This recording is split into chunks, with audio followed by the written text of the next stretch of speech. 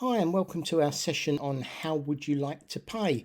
This is quite a simple session, but it's actually quite an intriguing one, I think, because we're going to ask you to think of all the different ways that you need to pay for 5 different things. I won't spoil the surprise. For this, you can either work on your own or in pairs or in small groups, whatever you prefer. Could even do big groups if you like.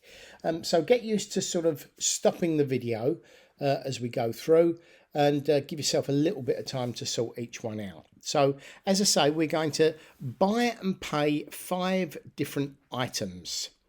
The very first one that you're going to be buying is going to be a Starbucks coffee. Now you're probably going to use your own money for that.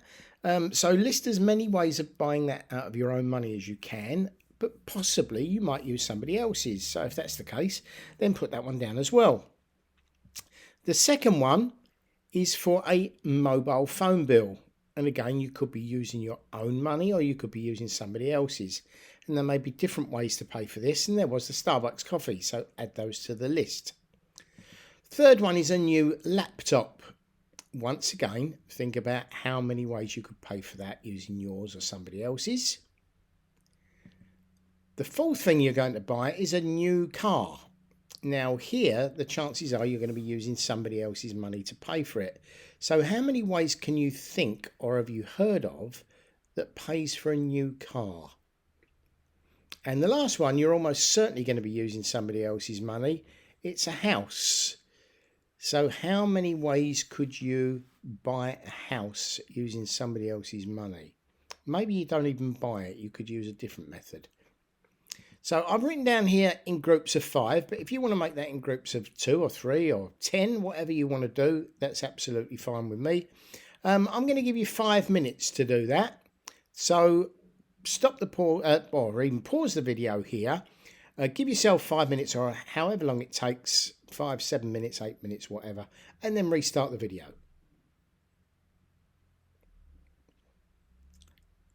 Okay, so we're going to start off first of all with our Starbucks coffee. Now it would be interesting to find out how you did that, but I'm going to come up with some ideas of my own using my own money. I could have actually paid cash for it, of course, not so many people using that anymore. I could have used my debit card, sort of chip and pin, or just don't even put the pin in these days. You can just hover it over the reader and it will take the money out. I could use Apple Pay, I could use my phone to pay for it, all of which are linked to my own account. So it will be taking money directly out of my bank account. If I was using somebody else's money, I could use a credit card. Probably unlikely to do that for maybe a £2.50 coffee, but I could do. And then I would be using the credit card provider's money. Or I could use an overdraft. Now, an overdraft is just the bank that I bank with extending me some of their money to top up my current account with. So I may have a £100 overdraft, which means I can spend £100 more than I've actually got. But of course, I do have to pay that back. There will be interest applied to it. And there will probably be a fee to set up that overdraft in the first place. So once I've paid my fee, I can use that overdraft over and over again, use it, pay it back, use it, pay it back, and so on and so on. So those are the ways I've thought of to pay for my Starbucks coffee. If you've thought of any more of those, then that's absolutely great. What about the second one, which is my mobile phone?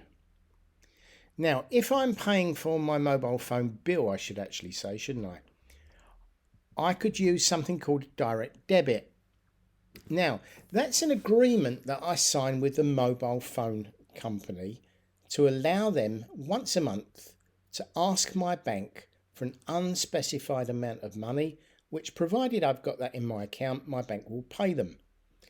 Now, the reason it's unspecified is because mobile phone bills can change one month to the next, depending on how much of it we've used over and above our normal monthly fee.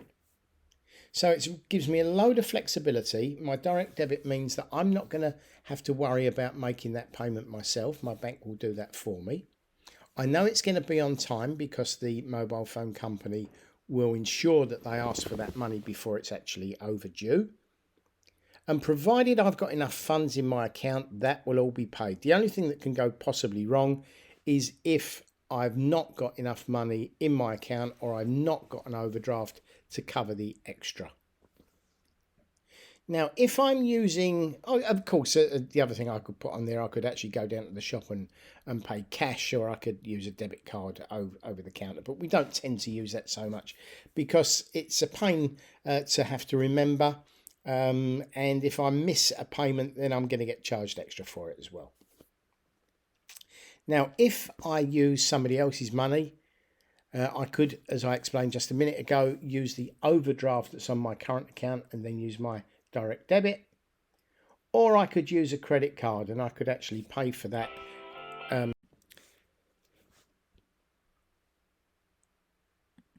If I'm using somebody else's money, I could always use a credit card as well. The problem with that is that I've got to remember to pay that bill on time. The onus is on me to remember, which means if I do forget, of course, I could end up paying extra through fees and interest charges. And also, if I don't pay my credit card off, I could end up having to pay interest on the credit card as well. So it's not an ideal way of paying, but if that's what I need to do, then I can certainly use that method. The third thing was for a new laptop. Now, if I was using my own money, I could save up and then either pay in cash. I could have enough money on my account so that I could just take my debit card in and pay on my debit card. I could use Apple Pay in exactly the same way, or I could use PayPal. So PayPal is just an intermediary between the seller and my bank. So I don't have to give the seller all of my bank details. I just give them my PayPal, or I instruct PayPal to pay them, and then they send me the goods. We normally do that if we were buying that online, probably not if we were in a shop. If we were going to use somebody else's money, then we've got quite a lot of options now.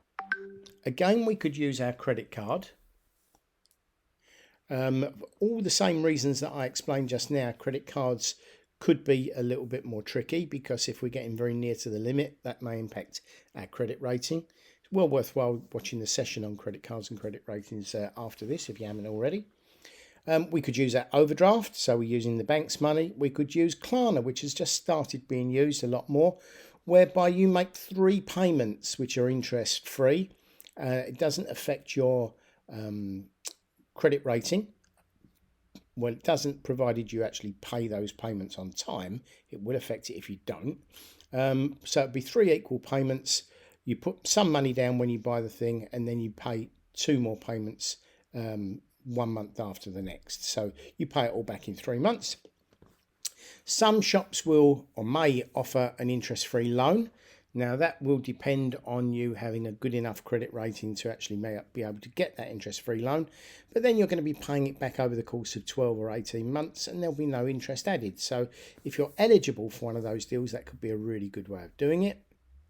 You could also get a loan with interest. Now that would probably be over a longer period of time, 2 years plus. But unfortunately, the interest charges mean that you will end up paying more for the laptop than if you were paying for it up front. Or you could set up a standing order to pay back your either interest-free loan or your loan with interest, whereby you instruct your bank to make the same payment to the laptop provider every month for the same amount until it's all paid back for the full amount plus any interest that might be available. The next one is a new car. Now again, if we were paying for with our own money, we could save up first and then make a bank transfer. That's sometimes called BACS, so it can be a direct bank transfer, or BACS. Now BACS is an interbank payment scheme. Or we could pay with a debit card, provided we've cleared it with our bank first to pay that amount, because there is normally an upside limit on the amount you can pay on a debit card. And if the car value was more than that, it may not go through. So you would need to check that with your bank first. Most people, of course, buy a car with somebody else's money. So one way of doing that is something called PCP. personal contract plan. So what that is you agree to pay a deposit on the car. You then agree to pay over a fixed period of time, sometimes 2 years, sometimes 3 years, sometimes 4 years, a fixed amount of money every month, an agreed mileage every year. So if you have a PCP over 3 years, a maximum of 10,000 miles a year, that will cost you one price. If you want to drive 20,000 miles a year, then you'll be paying more. So that's all agreed with the car supplier. After your 2, 3 or 4 years period of time is up, you then have two choices. You can either give the car back to the supplier, or you can pay one bullet amount. So by bullet amount, I mean it's a large amount, obviously not the same as the price of the new car, but a sizable amount, and then the car becomes yours. Different PCP deals mean that you can have one where all of the servicing and the tyres is all paid for in there, or you can have others where that's not paid for. You could also have a hire purchase agreement. So your hire purchase agreement means that there is a fixed amount paid over a period of time, and this is normally a bit longer, maybe 5 years, with interest attached to it, and at the end of that, the car is yours. Now, the amounts that you repay every month are higher here than on PCP because you don't have that big payment, balloon payment at the end. You could get a car loan from your bank, whereby the bank gives you the value of the car. You pay for it all up front to the car seller, and then you repay back to the bank over a period of time. And the last one is a personal contract, whereby, and I've not actually put that on the slide, but I should do, personal contract whereby you lease the car from a leasing company and you give them a rent every month, and at the end of the lease period you give the car back to them. But again, that's on a fixed mileage, and if you actually do more miles than you say that you will do on your contract, there's a penalty on that and you do have to pay more as well. So more expensive goods, you have more flexibility on the different ways that you pay. So what about then our house? Well, if you were paying with your own money, you probably would not be buying it outright. You would probably be renting it. So the rental will vary depending on the size of the house and the location of the house.